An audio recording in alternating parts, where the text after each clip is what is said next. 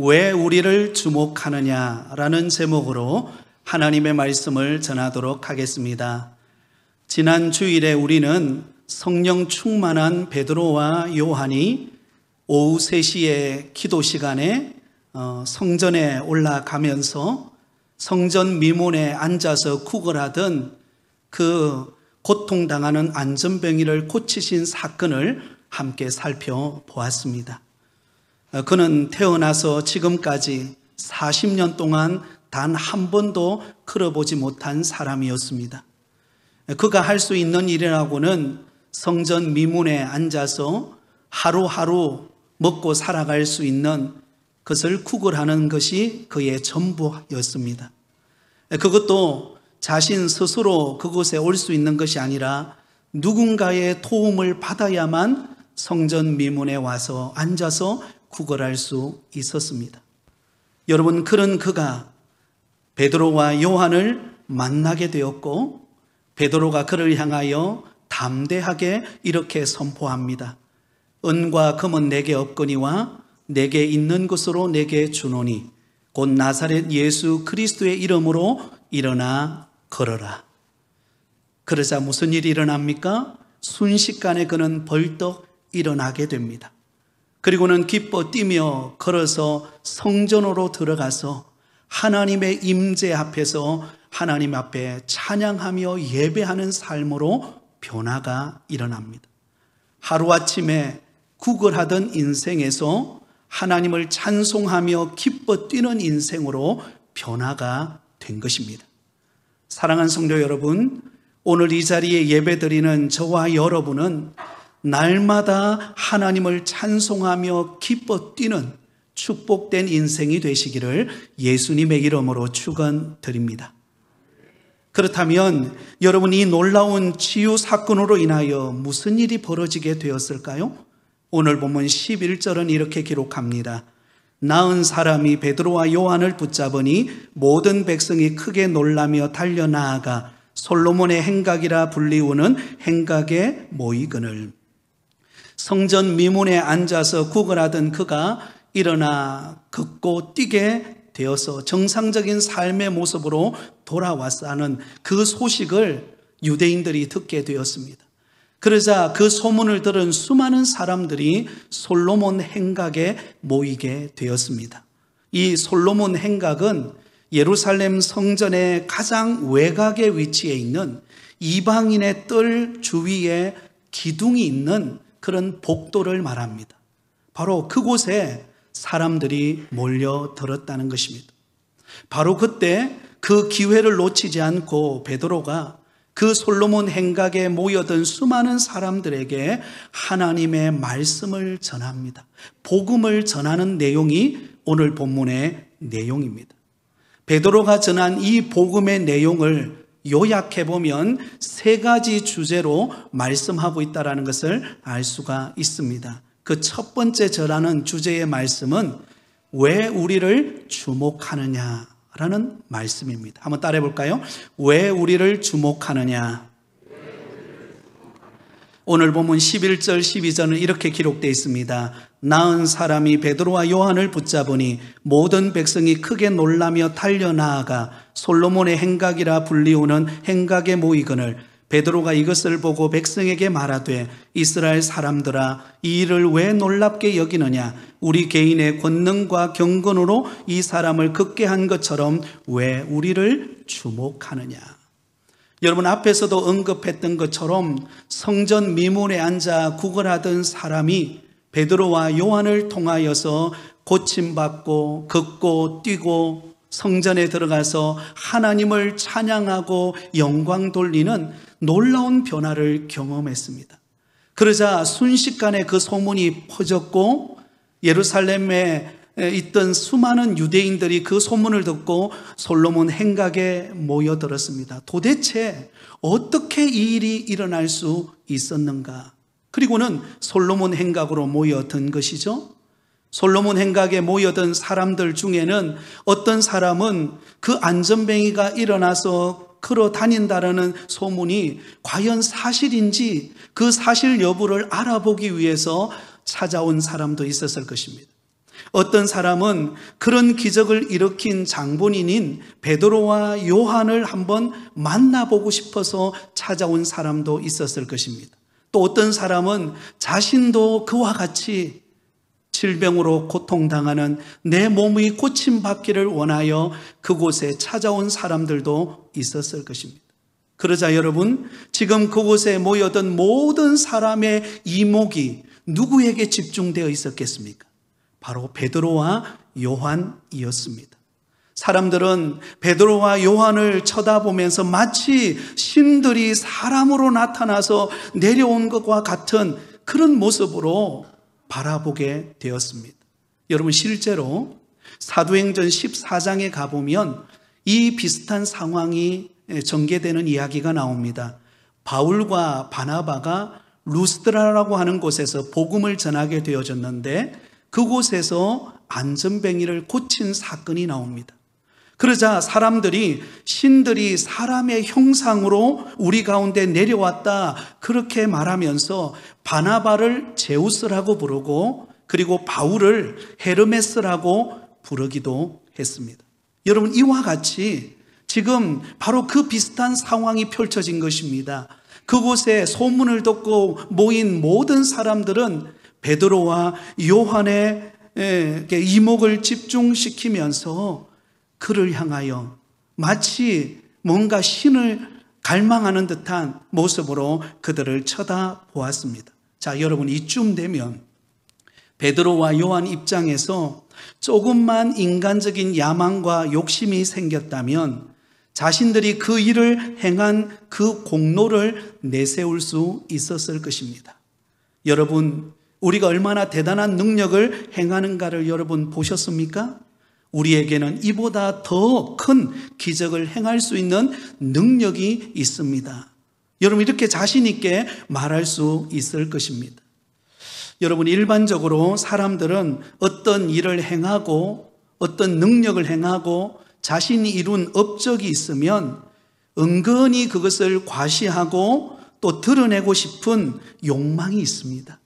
나를 좀 알아줬으면 하는 그런 공로의식이 우리 마음속에 존재합니다. 하지만 베드로와 요한은 달랐습니다.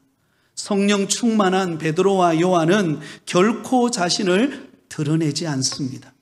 그래서 몰려온 사람들에게 이 일을 왜 기히 여기느냐, 왜 우리를 주목하느냐, 그렇게 질문합니다. 베드로와 요한은 모든 사람들이 자신들을 향하여 주목하고 있는 그 상황에 우쭐대어지지 아니하고 영적 교만에 빠지지 아니하고 도리어 그 일을 행한 사람은 우리가 아니라 누구라고 말씀할까요? 16절 말씀을 우리 같이 읽겠습니다. 시작. 그 이름을 믿음으로 그 이름이 너희가 보고 아는 이 사람을 성하게 하였나니 예수로 말미암아 난 믿음이 너희 모든 사람 앞에서 이같이 완전히 낫게 하였느니라. 아멘. 누가 여러분 그 안전뱅이를 일으켜 낫게 했습니까? 바로 예수 그리스도. 그분이 그를 일으키고 그를 고치고 회복하여서 성전 안으로 들어가 기뻐 뛰며 하나님을 예배할 수 있도록 능력을 행하셨다라고 말씀합니다. 사랑하는 성도 여러분, 예수 그리스도의 이름에 능력이 있는 줄 믿습니다. 예수 그리스도의 이름을 믿고 예수 그리스도의 이름을 의지하는 자에게 기적이 나타나고 삶의 변화가 일어나고 그 인생이 새로운 인생으로 변화되어지는 역사가 있는 줄 믿습니다.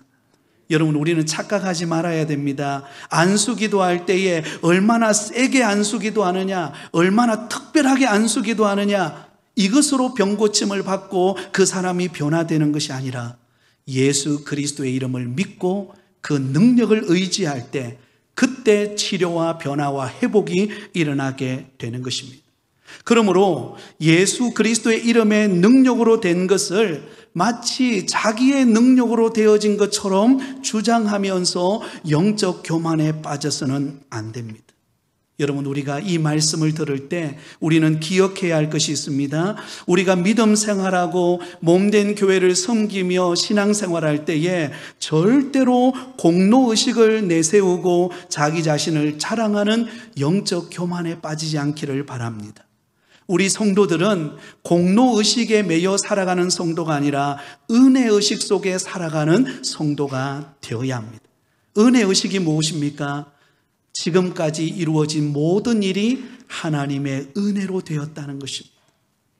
내가 예수 믿은 것도 하나님의 은혜로 된 것이고, 오늘까지 하나님께서 우리 가정을 지켜주시고 일터와 생업을 하나님께서 이끌어 오신 분도 하나님의 은혜로 말미암아 되어졌고, 그리고 오늘도 주를 섬길 수 있는 직분과 또 이렇게 주 앞에 나와 예배 드릴 수 있는 이 모든 것이 하나님의 은혜로 되어진 일임을 믿고 고백하는 나의 모든 것은 하나님의 은혜입니다.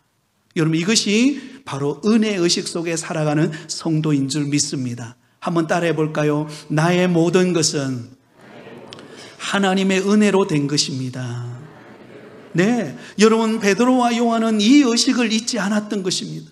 수많은 유대인들이 베드로와 요한을 주목하며 또 어떤 능력을 나타낼까, 어떤 기적적인 행동을 보일까, 얼마나 저 사람이 대단할까, 그렇게 주목하고 있는 그 상황 속에서 베드로와 요한이 고백하고 있는 것은 무엇입니까? 우리가 한 게 아니라는 거예요.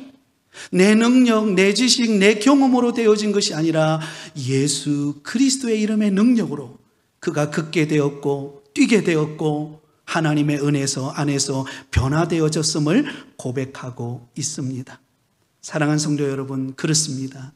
저와 여러분은 하나님의 은혜 가운데 살아가고 있습니다. 날마다 내 자신을 돌아보면 돌아볼수록 우리는 그것을 경험하지 않습니까?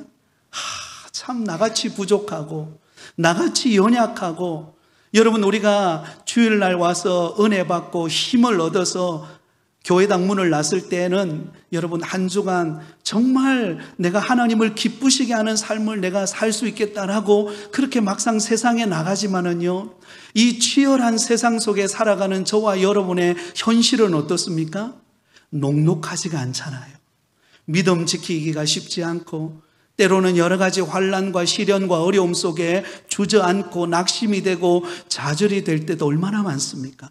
그럼에도 불구하고 하나님은 우리를 향한 은혜의 빛을 비추시고 저와 여러분과 함께 하셔서 오늘도 주 앞에 이끌어 주셔서 하나님 앞에 예배하고 영광 돌리고 믿음으로 살아가게 하신 이 모든 것은 하나님의 은혜인 줄 믿습니다. 그러므로 날마다 하나님의 은혜임을 고백하며 오직 예수 그리스도만 자랑하는 저와 여러분이 되실 수 있기를 예수님의 이름으로 축원드립니다. 자, 오늘 베드로가 전하는 두 번째 주제의 말씀은 무엇인가? 치유의 능력을 나타내신 그 예수님을 너희가 어떻게 하였느냐라는 질문입니다. 13절입니다. 아브라함과 이삭과 야곱의 하나님 곧 우리 조상의 하나님이 그의 종 예수를 영화롭게 하셨느니라. 너희가 그를 넘겨주고 빌라도가 놓아주기로 결의한 것을 너희가 그 앞에서 거부하였으니.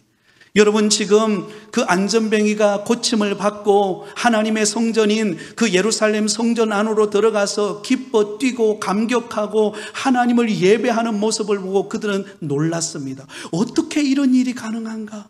어떻게 이런 놀라운 기적들이 일어날 수 있는가? 그때 베드로가 하는 말이 무엇입니까? 이 놀라운 치유의 능력을 일으키신 분은 바로 예수 그리스도시다. 그런데 그 놀라운 기적과 능력을 행하신 예수 그리스도를 너희들은 어떻게 하였느냐? 그동안 어떻게 예수님을 대하였느냐? 13절에 보면 너희가 그를 넘겨주고 빌라도가 놓아주기로 결의한 것을 너희가 그 앞에서 거부하였으니. 여러분, 유대인들이 예수님을 대할 때 어떻게 대했습니까? 예수님은 우리 인류를 구원하시기 위하여 오늘 찬양대에 찬양한 것처럼 빛 대신 주님으로 이 땅에 오셨는데, 그래서 예수님이 이 땅에 오셔서 복음을 전파하시고 병든 자를 고치시고 놀라운 하나님의 천국 복음을 전하시는 능력을 행하였지만 유대인들은 그 예수 그리스도를 영접하고 믿고 주님과 함께 믿음의 길을 걸어간 것이 아니라 도리어 예수 그리스도를 넘겨주고 말았다라는 것입니다. 심지어 재판장이었던 이 빌라도 총독이 가만히 따져보니까 예수님에게 죄가 없는 거예요. 그래서 예수님을 놓아주려고 했습니다. 그런데 유대인들이 반발해서 어떻게 합니까? 거부하고는 결국 예수님을 십자가에 못 박아 죽이는 결과를 가져오게 되었다는 것입니다. 14절과 15절을 같이 읽습니다. 14절과 15절입니다. 시작.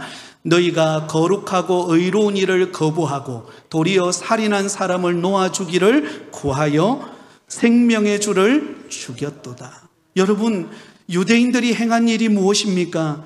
빌라도 총독은 예수님이 죄가 없는 것을 알고는 신문해 본 결과 아무 죄가 없다라고 판결을 내렸습니다.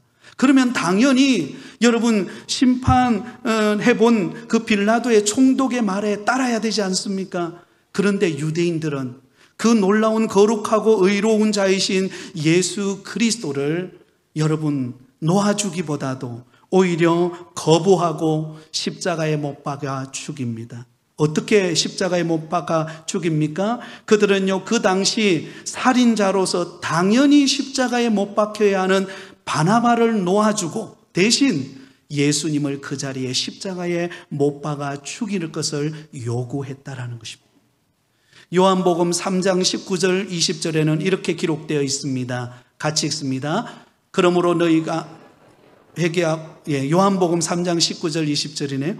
그 정죄는 이것이니 곧 빛이 세상에 왔으되 사람이 자기 행위가 악함으로 빛보다 어둠을 더 사랑한 것이니라. 악을 행하는 자마다 빛을 미워하여 빛으로 오지 아니하나니 이는 그 행위가 드러날까 하며. 빛으로 이 땅에 예수님께서 오셨습니다. 그리고 예수님께서 이 땅에 천국 복음을 전하시고 또한 놀라운 기적과 능력을 행하셨습니다. 그런데 유대인들은 그 예수님을, 빛 대신 예수님을 받아들이는 것이 아니라 그 예수님을 거부했습니다. 왜 그렇습니까? 자기 행위가 드러날까 두려웠기 때문입니다. 겉으로 볼 때는 의롭고 경건하고 믿음 좋은 것처럼 보였지만 그러나 그들 내면에 인생의 주인이 예수님이 아니라 자기 자신이 그의 인생의 주인이 되어 자기 인생을 주장하는 삶, 자기 마음대로 살아가는, 자기 소견대로 살아가는 인생을 살아가고 있었기 때문에 그 빛 대신 예수 그리스도께서 오셨지만 그들은 그 예수님을 받아들일 만한 마음의 공간이 없었던 것입니다. 예수님께서 이 땅에 오셔서 공생애를 시작하면서 회개하라 천국이 가까웠느니라 그렇게 외쳤지 않습니까? 그럼에도 불구하고 사람들은 그것을 받아들이지 않았습니다. 사도 요한은 요한복음 1장 11절에 이렇게 증언하고 있습니다. 요한복음 1장 11절 12절입니다. 자기 땅에 오매 자기 백성이 영접하지 아니하였으나 영접하는 자 곧 그 이름을 믿는 자들에게는 하나님의 자녀가 되는 권세를 주셨으니. 예수님께서 이 땅에 오셨지만 그러나 사람들은 그 예수님을 영접하지 않았다는 것입니다. 그 예수님을 거부했다는 것입니다. 왜? 여러분, 빛이신 예수님이 이 땅에 오셨지만 그들은 그 예수님을 받아들이는 것을 싫어했기 때문입니다. 인정하고 싶지 않았습니다. 도리어 그 예수님을 미워하여 십자가에 못 박아 버렸습니다. 여러분, 그 당시에 유대인들은 세상에서 제일 똑똑하다고 생각했습니다. 그 당시 유대인들은 하나님께로부터 선민 구별되었다고 그들은 생각했습니다. 그러나 정작 거룩하고 의로우신 예수님이 오셨음에도 불구하고 그 예수님을 거부하고 받아들이지를 않으셨어요.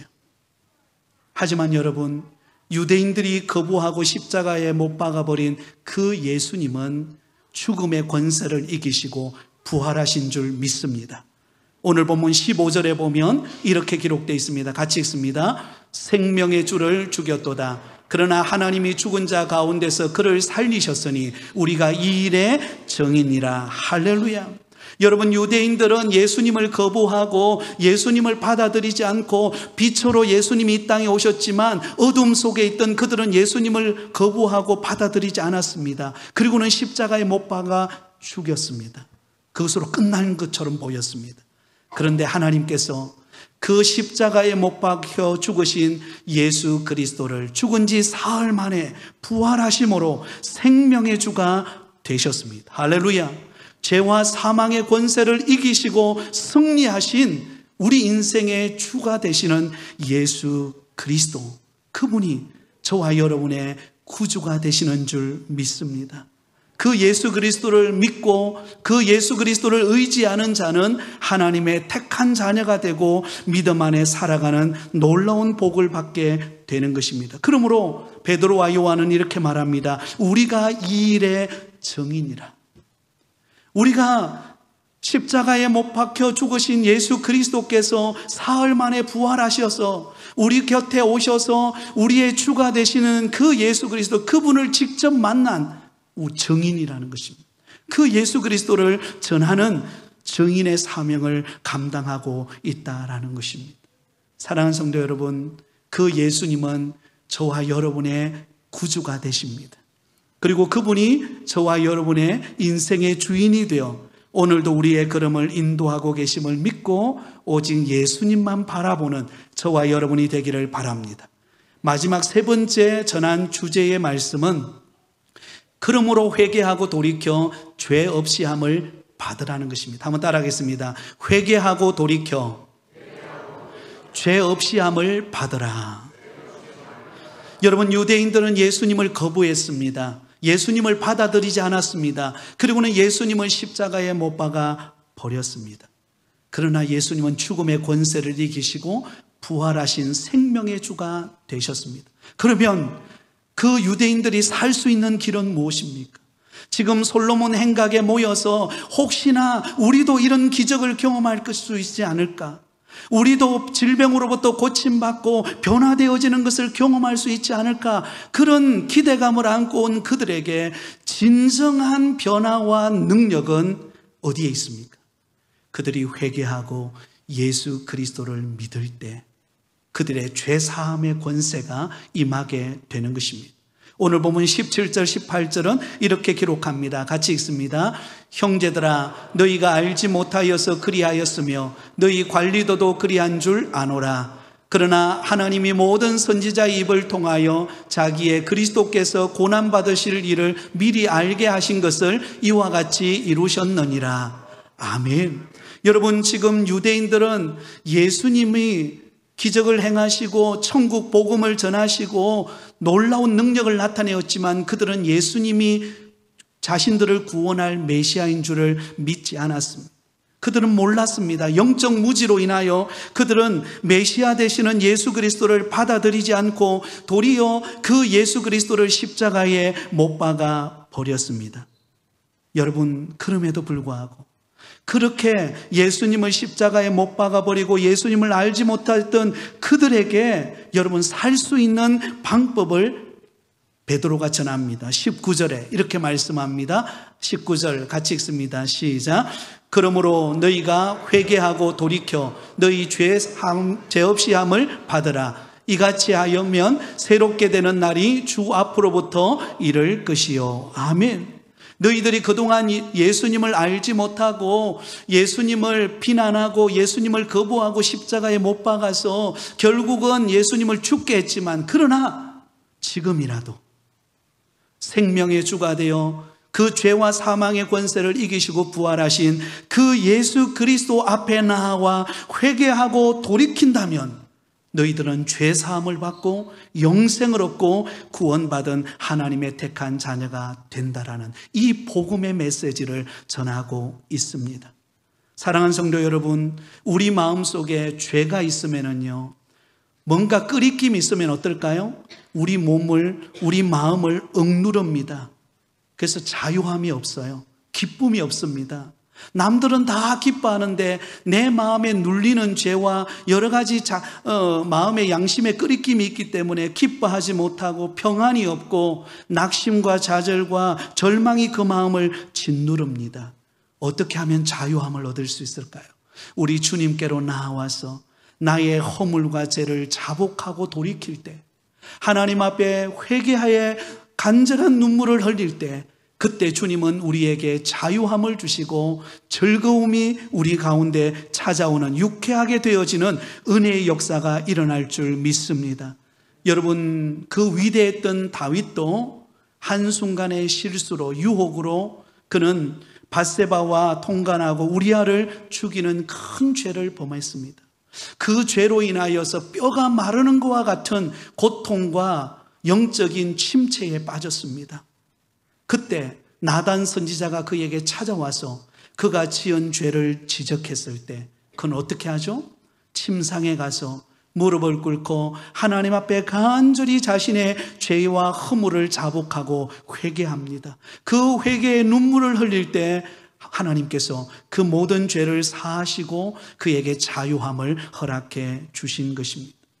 시몬 베드로도 예수님을 거부하고 3번이나 모른다고 부인했지만 그에게 다시 찾아오신 그 주님 앞에 진정한 회개를 통하여 주님 앞에 나올 때 그는 자유함을 얻고 주님이 쓰시는 능력의 사도가 된 줄 믿습니다. 그렇습니다. 우리 성도들이 은혜가 회복되어지고 우리가 기쁨을 회복할 수 있는 길은 무엇입니까? 주님 앞으로 나와서 나의 허물과 죄를 자복하고 회개하는 것입니다. 그러면 주님께서 주시는 그 위로와 우리 마음의 평강이 저와 여러분의 마음을 사로잡고 새롭게 하시는 영적 자유함을 주실 줄 믿습니다. 여러분, 이것이 신앙생활입니다. 여러분, 우리 가운데 죄 없는 사람이 있습니까? 저를 포함해서 우리는 하루하루를 살아가면서 우리가 생각으로 짓는 죄, 말로 짓는 죄, 우리의 행동 속에서 짓는 죄가 얼마나 많습니까? 근데 많은 성도들이 그 죄책감을 안고 교회에 왔지만 교회에 와서 예배 드리고 돌아갈 때도 여전히 죄책감을 안고 세상으로 가는 경우들이 많다는 것입니다. 그러나 여러분, 우리의 살 길은 주님 앞에 우리의 죄와 허물을 내어놓는 것입니다. 주님, 나는 죄인입니다. 주님, 나는 허물투성입니다. 주님, 나를 용서해 주옵소서. 나를 예수 그리스도의 보혈의 능력으로 나를 깨끗게 하여 주시옵소서. 주님께서 우리 마음을 만지시고 치유하시고 회복하시는 유쾌한 날이 저와 여러분에게 임할 줄 믿습니다. 그럴 때 여러분, 우리 마음에 자유와 기쁨이 회복됩니다. 주님 주시는 은혜가 회복되어지는 것입니다. 여러분, 우리 늘 주일마다 우리 장로님들이 대표 기도하면서 늘 기도가 빠지지 않는 기도가 무엇입니까? 회개하는 기도잖아요. 하나님, 우리 성도들이 주 앞에 왔지만 우리는 너무나 부족합니다. 우리는 허물투성입니다. 주님의 보혈로 우리를 정결케 하여 주옵소서. 여러분, 그 기도가 얼마나 귀하고 복된 기도인지 모릅니다. 사랑하는 여러분, 우리가 우리 힘으로 살아가는 것 같지만 전적인 하나님의 은혜와 긍휼하심으로 우리는 살아가는 것입니다. 하나님이 우리에게 긍휼을 베풀지 않으면요, 이 자리에 와서 예배 드릴 수 있는 사람이 과연 몇 사람이나 될까요? 저도 포함될 수 없는 사람이라고 생각합니다. 왜? 저도 목사지만 하나님 앞에 부끄러울 때가 너무나 많기 때문입니다. 그런데 하나님이 우리에게 주신 특별한 은혜가 무엇인가? 회개할 수 있는 은혜를 주셨다는 거예요. 할렐루야. 하나님 앞에 나와서 내 허물과 내 부족함을 내어놓고 주님, 나는 죄인입니다. 내가 영적으로 무지하여 하나님 앞에 부끄러운 나의 삶을 살았습니다. 주님, 나의 죄를 회개하오니 나의 죄를 용서하여 주옵소서. 그러면 여러분, 주홍같이 붉을지라도 우리 주님께서 흰 양털처럼 우리의 죄를 씻으시고 깨끗게 하실 줄 믿습니다. 혹시 여러분, 지난 한 주간 세상에 살면서 뭔가 나도 모르게 내 연약함 때문에 실수하고 또 연약해지고 또 때로는 넘어져서 오늘 주 앞에 나왔지만 여전히 내 마음이 답답하고 뭔가 모르게 끄리낌이 있고 눌리는 마음이 있습니까? 그러나 여러분, 잘 나오셨습니다. 우리 주님께서 저와 여러분을 긍휼히 여기시고 저와 여러분의 마음을 만져주시기를 원하시는 줄 믿습니다. 우리가 입술을 열고 주님, 나는 부족합니다. 주님, 나는 허물투성입니다. 주님, 나의 죄를 용서해 주옵소서. 주님께서 우리를 만지시고 치유하시는 역사가 있을 줄 믿습니다. 바로 그것이 십자가의 복음입니다. 유대인들은 예수님을 거부했지만 예수님은 그들을 거부하지 않았어요. 예수님은 다시 주님 앞에 나오는 그들에게 회개하고 죄 없이 함을 받으라. 여러분, 생각해 보세요. 이 유대인들은 예수님을 십자가에 못 박아 버린 자들 아닙니까? 배반자들 아닙니까? 그러면 우리 같으면 어떻게 하겠습니까? 꼴도 보기 싫은 거예요. 그런데 예수님은 그들을 다시 부릅니다. 다시 복음의 자리로 초대합니다. 너희가 몰라서 그랬다. 너희가 나를 십자가에 못 박아 죽게 했지만 그러나 너희들이 영적으로 무지해서 그런 거다. 그러므로 회개하고 나오라. 그러면 죄 없이 함을 받으리라. 사랑하는 성도 여러분, 우리에게 회개할 수 있는 것이 은혜인 줄 믿습니다. 다시 한 번 더 주님의 십자가를 붙들 수 있는 것이 우리의 소망인 줄 믿습니다. 그러므로 우리가 날마다 연약하여 넘어지고 쓰러지고 또 부족하다 할지라도 그러나 다시 십자가를 바라보고 다시 예수 그리스도 앞으로 나와서 나의 허물을 고백하고 나아간다면 주님이 우리를 만지시고 우리를 일으키시고 주님이 우리와 함께 하시는 역사가 있을 줄 믿습니다. 여러분, 우리가 자녀가 실수한다고 부모가 그 자녀를 버립니까? 그렇지 않습니다. 그 자녀를 끝까지 기다리며 기도하며 그 자녀가 돌아오기를 기다리시는 것입니다. 그 마음이 우리 하나님 아버지의 마음인 줄 알고 저와 여러분의 마음속에 오직 예수 그리스도, 그분이 우리의 삶의 능력이 되시고 그분께 나와 죄를 자복할 때 우리를 용서하시고 우리를 치유하시고 우리를 구원하시는 분이시라는 것을 믿고 믿음 안에 살아가는 저와 여러분이 다 되시기를 예수님의 이름으로 축원드립니다.